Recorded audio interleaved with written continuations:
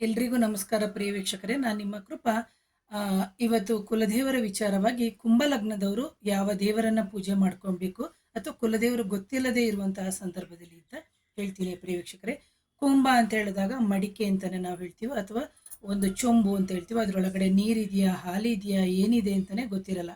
ಅಂತಹ ಸಂದರ್ಭದಲ್ಲಿ ಕುಂಭ ಲಗ್ನದ ಅಂದರೆ ಕ್ಯಾರೆಕ್ಟರ್ ವೈಸ್ ಮುಂದಿನ ದಿನಗಳಲ್ಲಿ ಹೇಳ್ತಾ ಹೋಗ್ತೀನಿ. ಕುಂಭ ಅಂತ ಹೇಳಿದಾಗ ಒಂದು ಕಳಶದ ರೂಪದಲ್ಲಿ ಒಂದು ಖಾಲಿಯಾಗಿರುವ ಚೊಂಬಿಗೆ ನೀರು ಹಾಕಿ ಕಾಯಿ ಇಟ್ಟು ನಾವು ಕಳಶವನ್ನು ಯಾವ ರೀತಿ ಇಟ್ಟು ಕುಲದೇವರು ಅಥವಾ ನಾವು ಪ್ರತಿ ಪೂಜೆಯನ್ನು ಮಾಡಬೇಕಾದ್ರೆ ಕಳಶ ಇಡುವಂತಹ ಪದ್ಧತಿ ಇದೆ ನಮ್ಮ ಹಿಂದೂ ಸಂಪ್ರದಾಯದಲ್ಲಿ.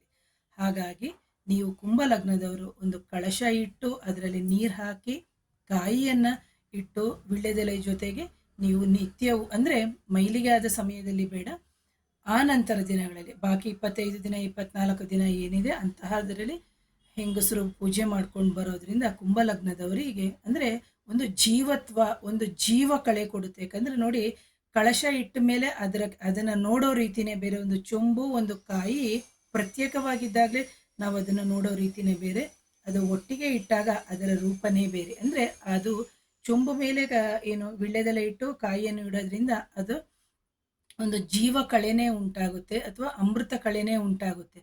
ಸೊ ಹಾಗಾಗಿ ಕುಂಭ ಲಗ್ನದವರು ಕಳಶವನ್ನು ಇಟ್ಟು ಪೂಜೆ ಮಾಡೋದ್ರಿಂದ ನಿಮ್ಮ ಮನೆಯಲ್ಲಿ, ಮೇಡಮ್ ನಮ್ಮ ಮನೆಯಲ್ಲಿ ಕಳಶ ಇಡೋ ಪದ್ಧತಿನೇ ಇಲ್ಲ, ನಮ್ಮ ಕುಲದೇವರೇ ಗೊತ್ತಿಲ್ಲ ಅಂತಂದ್ರೆ, ಈಗ ಕಳಶನೇ ಇಟ್ಟಿಲ್ಲ ಅಂತ ಹೇಳ್ತೀರಿ. ಸೊ ಕಳಶ ಇಡೋ ಪದ್ಧತಿನೇ ಗೊತ್ತಿಲ್ಲ ಅಂದಮೇಲೆ ಕುಲದೇವ್ರು ಗೊತ್ತಿರುತ್ತೆ. ಸೊ ನಿಮಗೆ ಗೊತ್ತಿಲ್ಲ ಅಂತ ಹೇಳಿದಂಥ ಸಂದರ್ಭದಲ್ಲಿ ನೀವು ಕಳಶದ ಮುಖಾಂತರನೇ ಕುಲದೇವರನ್ನ ಆವಾಹನೆ ಮಾಡಿಕೊಂಡು, ಗೊತ್ತಿಲ್ಲ ಯಾಕಂದ್ರೆ ಪಂಚಭೂತಗಳಲ್ಲಿ ದೇಹ ಹೇಗೆ ಸೃಷ್ಟಿಯಾಗಿದೆ ಅದೇ ರೀತಿ ನಾವು ಭೂಮಿಯಲ್ಲಿ ಬೆಳೆಯುವಂತಹ ಕಾಯಿ ಆಗಿರ್ಬೋದು ಅಥವಾ ಗಿಡಗಳಾಗಿರ್ಬೋದು, ಇವೆಲ್ಲವೂ ಇದರ ರೂಪದಲ್ಲೇ ಬರೋದಲ್ವ. ಹಾಗಾಗಿ ಕುಂಭಲಗ್ನದವರು ಸ್ವರ್ಣ ಕಲಶದ ರೂಪದಲ್ಲೇನೆ ಆ ಸ್ವರ್ಣವನ್ನೇ ಇಟ್ಟು, ಅಂದ್ರೆ ಸ್ವರ್ಣ ಅಂತಂದ್ರೆ ಕಾಯಿಯನ್ನೇ ಸ್ವರ್ಣ ಅಂತ ತಿಳ್ಕೊಂಡು, ಆ ಚೊಂಬನ್ನೇ ಸ್ವರ್ಣ ಅಂತ ಹೇಳ್ಕೊಂಡು ನೀವು ಕಳಶವನ್ನು ಇಟ್ಟು ಪೂಜೆ ಮಾಡೋದ್ರಿಂದ ಖಂಡಿತವಾಗ್ಲೂ ನಿಮ್ಮ ಕುಲದೇವರಿಗೆ ಸಂಬಂಧಪಟ್ಟಂತಹ ಎಲ್ಲ ತೊಂದರೆಗಳು ಅಥವಾ ನಿಮ್ಮ ಜೀವನದಲ್ಲಿ ಆಗುವಂಥ ಎಲ್ಲ ತೊಂದರೆಗಳು ನಿವಾರಣೆ ಆಗುತ್ತೆ ಪ್ರಿಯ ವೀಕ್ಷಕರೇ.